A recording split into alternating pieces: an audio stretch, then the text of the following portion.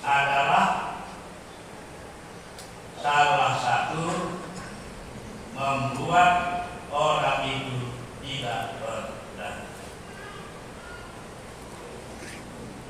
Penerimaan penghargaan merupakan salah satu dari piramid dari Abraham Maslow, seorang psikolog yang terkenal.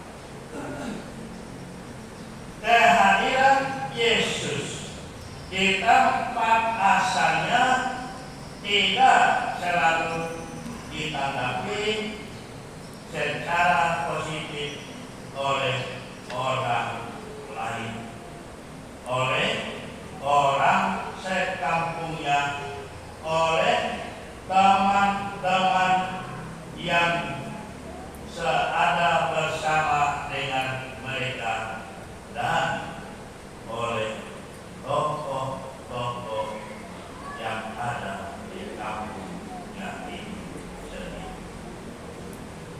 Demikian yang ditunjukkan oleh Injil yang tadi kita lihat.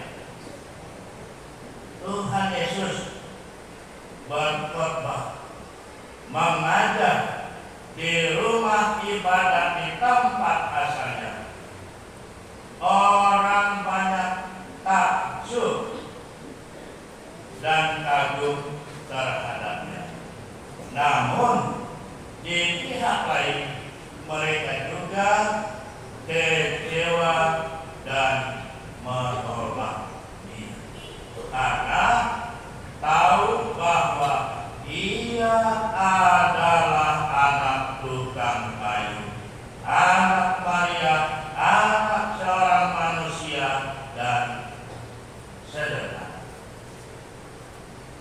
Penolakan oleh orang lain merupakan kesulitan bagi Yesus untuk melakukan mujizat-mujizat, untuk melakukan pengajaran-pengajaran, untuk melakukan pemakluman kabar gembira kerajaan Allah sudah ada dan hadir di tengah-tengah mereka. Bapak Ibu, saudara-saudari yang terkasih, dalam bacaan pertama ditemukan juga hal yang serupa. Bangsa Israel membangkang, memberontak melawan Tuhan. Tuhan sendiri menegaskan sikap membangkang Israel ini kepada Nabi Yehezkiel sebagai berikut.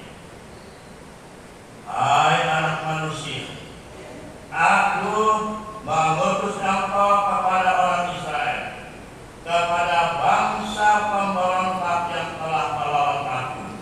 Mereka dan nenek moyang mereka telah mendurhaka terhadap aku sampai hari ini juga. Kepada keturunan inilah yang keras kepala dan tegar hati, aku mengutus engkau. Keras kepala, tegar hati, memberontak, melawan atau membangkang, itulah sikap-sikap negatif bangsa Israel yang dijumpai oleh Tuhan.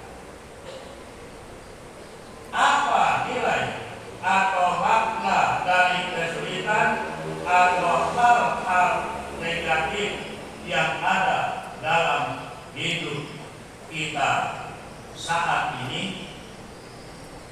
Pertama, menampakkan kekuatan Tuhan.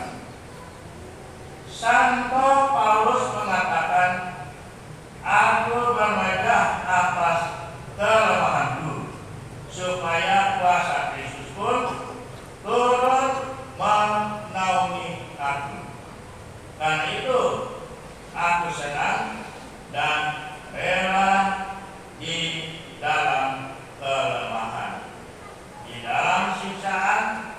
di dalam kesukaran, di dalam penganiayaan dan kesesakan oleh Kristus. Sebab jika aku lemah, maka aku kuat. Santo Paulus senang dan rela menderita, senang dan rela mengalami siksaan dan penganiayaan. Ia senang dan rela mengalami kesukaran dan kesesakan. Apa alasannya sampai ia mau seperti itu? Supaya ia menjadi kuat oleh Tuhan, supaya dalam kelemahannya dia ditinggikan oleh Allah, dia menjadi strongman yang mampu memiliki menyampaikan firman Allah, supaya kuasa Tuhan menjadi sempurna dan terjadi atasnya. Kekuatan Tuhan tampak pada saat kita lemah, bukan pada saat kita kuat, bukan pada saat kita bergembira, bukan pada saat kita senang. Di situ kekuatan Allah tidak, tetapi di saat kita lemah, kekuasaannya bekerja secara efektif pada saat kita tidak berdaya. Dengan kata lain, dalam kelemahan kita, Tuhan menghadirkan kekuatan. Dalam ketidakmampuan kita, Tuhan menunjukkan kuasa-Nya untuk menyelamatkan kita. Ingat saja bangsa Israel lemah, tak berdaya, dibuang di suatu negeri di Mesir. Mereka tak berdaya, maka lewat Musa mereka dibebaskan, diseberangkan dari laut hanya dengan memukulkan tongkat ajaib Musa. Santo Agustinus dalam khotbahnya berkata, meminum piala pahit penderitaan adalah baik untukmu. Minumlah obat yang pahit dan engkau akan sembuh. Di mana ada penderitaan, di sana ada hiburan. Dalam setiap kepahitan dan penderitaan hidup, Tuhan hadir sebagai obat mujarab yang menyembuhkan, memulihkan kesehatan dan keselamatan hidup kita manusia. Itu yang pertama. Yang kedua, supaya jangan ada yang sombong. Seorang yang memiliki segalanya kadang-kadang jatuh ke dalam kesombongan. Dia kadang lupa diri,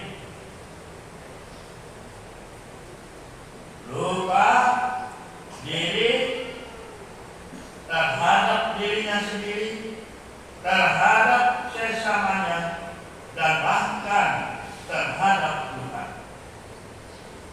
Santo Paulus menghindari kesombongan ini. Santo Paulus lebih menyukai duri dan kesukaan hidup diberikan kepadanya. Saudara-saudara, agar aku jangan sampai menyombongkan diri karena pernyataan yang luar biasa itu, maka aku diberi suatu duri di dalam dagingku, yaitu seorang utusan iblis untuk mengecok aku supaya aku jangan meninggikan diri. Demikian kata bacaan yang kedua kita. Contoh bagaimana orang yang menyombongkan diri. Misalnya begini, Pak Raden, maaf kalau ada namanya Pak Raden, sangat membanggakan kumisnya yang berwarna kuning. Mungkin karena banyak merokok kali tidak kuning. Ia tidak pernah bosan menyombongkan warna kulitnya itu di depan istrinya. Kumis kuning merupakan lambang seorang pria jantan. Katanya, pria berkumis kuning tidak mengenal kata gentar, tidak biasa direndahkan, dan tidak pernah takut digertak oleh siapapun juga. Namun, pada suatu hari Pak Raden pulang ke rumah dengan muka bengkak karena dipukul orang lain.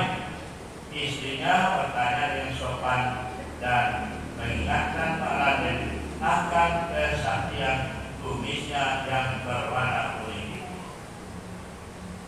Jangan macam-macam, bentak Pak Raden. Kumisku memang kuning, tetapi lelaki yang memukulku tadi memiliki kumis berwarna merah sehingga ia lebih kuat dan memukul aku.